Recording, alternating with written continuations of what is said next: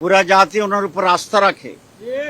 পুরা জাতি আগামী বাংলাদেশ পরিবর্তন এবং নেতৃত্বে ক্ষেত্রে ওনাকে একজন অপরিহার্য নেতা মনে করে। আমির জামাতের যে অপারেশন হয়েছে এবং ওনার যে রেট অফ ইমপ্রুভমেন্ট এবং হসপিটালে যাওয়ার রিকভারির যে অবস্থা, এটা আলহামদুলিল্লাহ অনেক ভালো, অস্বাভাবিকভাবে ভালো, যেটা সাধারণ পেশেন্টদের চেয়ে অনেক ভালো। আপনারা অনেক কাভার করেছেন এবং আমরা প্রথম দিনেই অপারেশনের আরেকটা ব্রিফিং করেছিলাম। আপনারা জানেন যে আমাদের মহাসমাবেশ যেটা ছিল পল্টনে সোহরাওয়ার্দী উদ্যানে, সেখানে বক্তৃতাকালীন অবস্থায় উনি হঠাৎ পড়ে যান। এরপরে আমরা ওনার রেগুলার চেক আপ করি। সেই চেক আপে এখানকার যিনি কার্ডিওলজির হেড আছেন, বিশ্ববরণ্যে বলা যায়, পৃথিবীর বিভিন্ন দেশে আমরা ওনাকে দেখেছি, সিনিয়র ডাক্তাররা চিনে, এবং বাংলাদেশে তো বটেই। ওনাকে এক নাম্বার কার্ডিওলজিস্ট হিসাবে বাংলাদেশের ডাক্তাররা ট্রিট করে। যে অধ্যাপক মমিনুজ্জামান সাহেব, উনি নিজেই অনলাইনে আমাদের সমাবেশ দেখতেছিলেন, ওনার বক্তৃতা শুনতেছিলেন এবং যে পড়ে যাচ্ছিলেন সেটা উনি অবজার্ভ করেছেন। তখনই উনি একজনের মাধ্যমে আমাকে ফোনে রিকোয়েস্ট করেছিলেন যে তিনি আমির জামাতকে একটু দেখতে চান, চেক আপ করতে চান। আমরা সেই হিসাবেই ওনার সাথে আমির জামাতের কনসালটেশনটা করি এবং এনজিওগ্রাম করার জন্য উনি সিদ্ধান্ত নেন।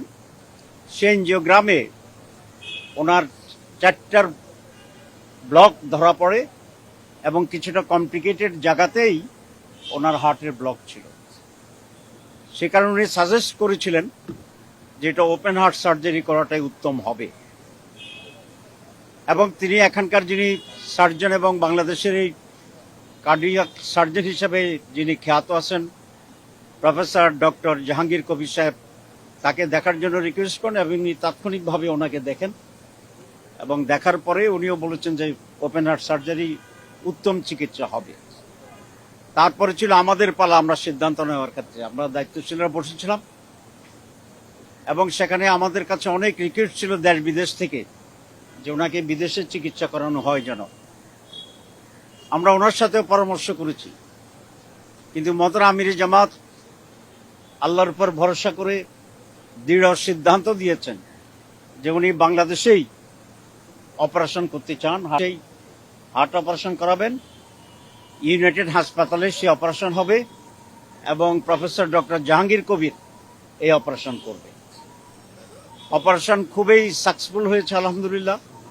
তখনই তাৎক্ষণিকভাবে উনি বলেছিলেন এবং এই হাসপাতালের মাননীয় চেয়ারম্যান, এমডি থেকে শুরু করে একেবারে আয়া সুইপার যারা কাজ করেন প্রত্যেকেই শতভাগ দিয়ে, তার চেয়ে বেশি দিয়ে ওনার সেবা শুশ্রূষা করার জন্য তারা প্রচেষ্টা চালিয়েছেন।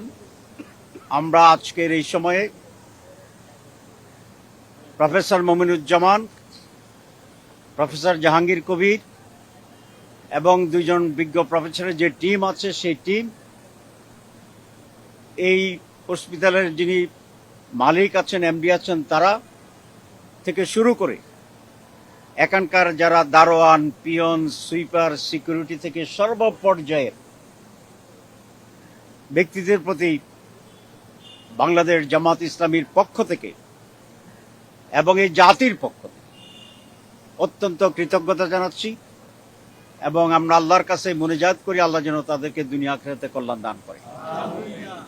আমি জাতির পক্ষ থেকে বলেছি এই জন্যে, আমাদের মাননীয় আমির এখন কোন একজন দলের ভিতরে সীমাবদ্ধ ব্যক্তি নন। পুরা জাতি ওনাকে রেসপেক্ট করে, পুরা জাতি ওনার উপর আস্থা রাখে।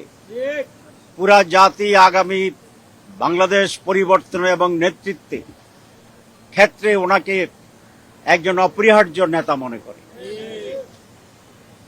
আলহামদুলিল্লাহ, আমরা এখন ওনাকে বাসায় নিয়ে যাব। ওনার সেখানে আরো 2 সপ্তাহ রুটিন মাফিক ওনার রেস্ট প্রয়োজন হবে, কিন্তু এই জন্য উনি ইনশাল্লাহ কর্মক্ষমই থাকবেন। উনি আমাদের সবাইকে পরামর্শ দিতে পারবেন এবং 3 সপ্তাহ পরে আল্লাহর সাহায্যে ইনশাআল্লাহ আবার অ্যাক্টিভ হতে পারবেন, দেশের জন্য, জাতির জন্য খেদমত করতে পারবেন বলে আমরা আশা করি। আপনারা দোয়া করবেন। ডক্টর শফিকুর রহমান, আমির জামাত, আলহামদুলিল্লাহ ভালো আছেন। আলহামদুলিল্লাহ উনি ভালো আছেন। আলহামদুলিল্লাহ উনি ভালো আছেন। আমরা দেশবাসীর কাছে